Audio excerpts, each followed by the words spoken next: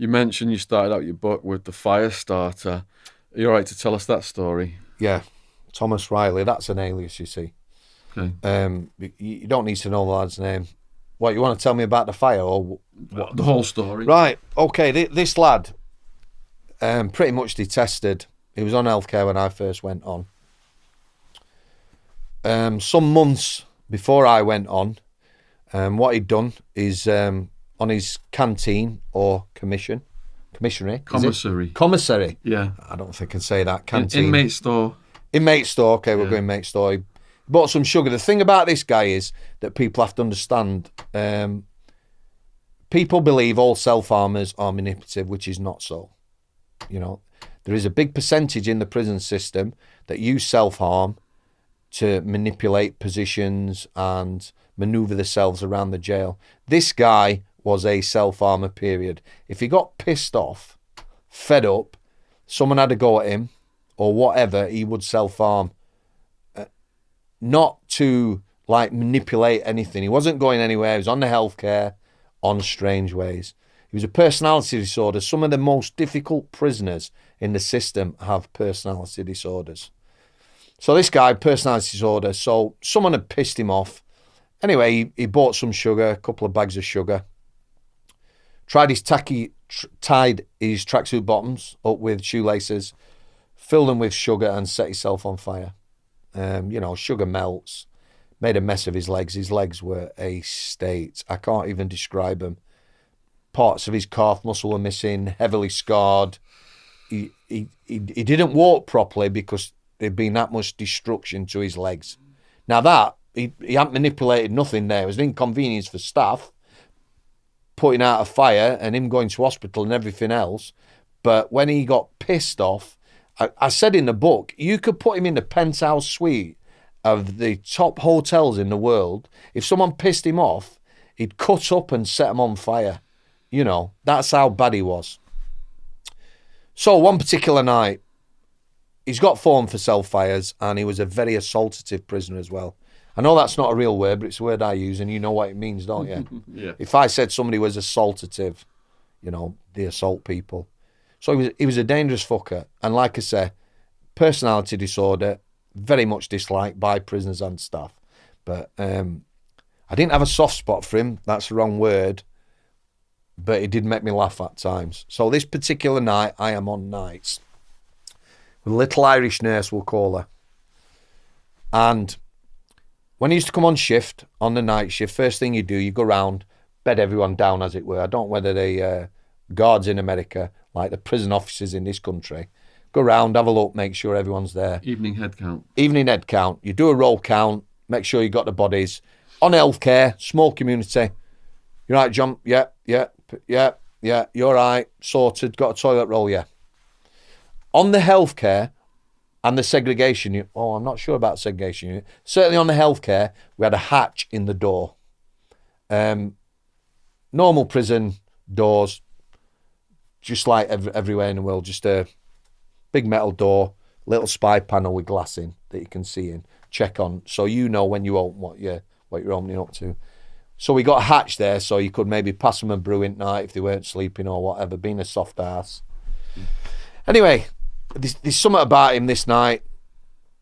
So I got the hose pipe out. I used to turn the lights off on the landings, walk about. It was no mad. You could see where you were going, but they couldn't particularly see out. So I got the hose pipe out, ran it out outside his cell. Had a chat with nurse, said he's on one. So, pretty standard evening, settled everyone down, did the checks we had to do. Middle at night, music goes up a little bit, and people have to understand this, that the music didn't go up to alert us that he was up to something. This is what the guy's like, yeah? So I goes to his cell. So, are you allowed to mention the song? I've already mentioned it once. You're not getting in trouble with copyright and things like that. As long as you don't sing it. Okay, I'm not going to sing it. So, Prodigy, Firestarter, he has got on, but he's facing the window. So, as I'm looking at his back, if I give you a description, now I've got his back so I can see him.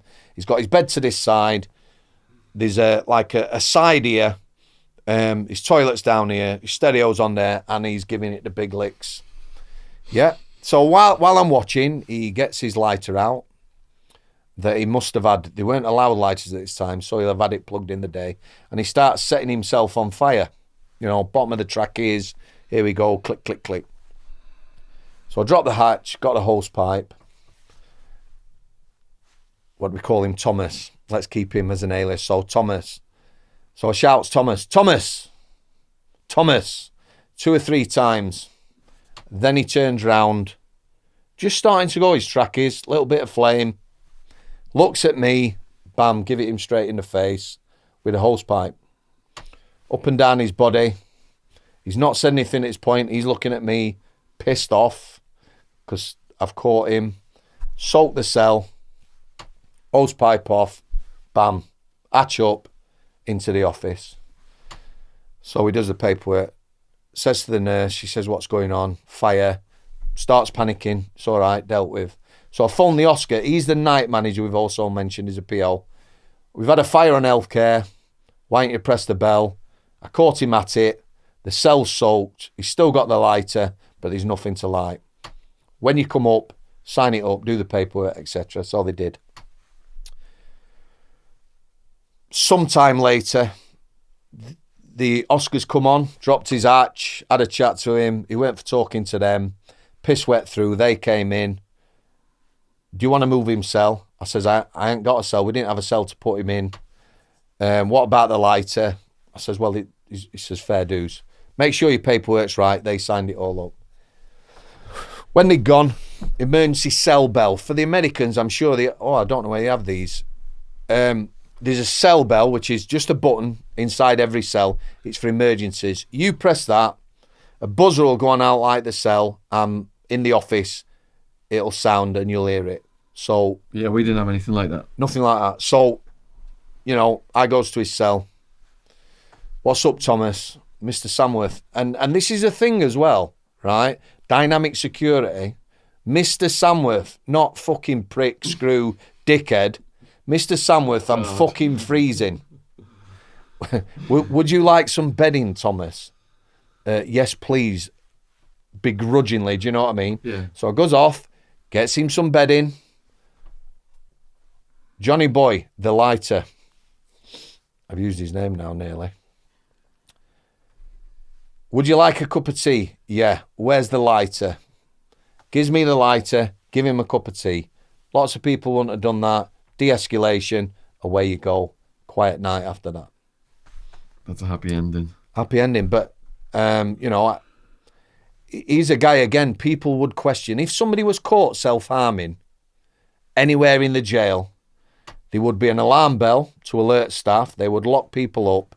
And if it was bad enough, a nurse always attends. Any emergency, a nurse attends, then that person might well get moved to healthcare. Myself and KK, one of the nurses, saw him cut his throat because he was pissed off again. I've seen him cut his arm down to Attwood, 6 big cuts down to Attwood because he was pissed off. People had said, did you press a bell? No. By the time staff had got there, he'd have either got rid of the blade, put it back in his mouth, up his ass, whatever he was going to do with it. And if you stopped him self-harming, once he got a minute, he'd do it again. So he was one of them 1%ers. He didn't have the physicality of Danny G. He was very assaultative and dangerous. He didn't have that physicality, but he could disrupt that unit, and obviously there's other people there, and it detracts from their care.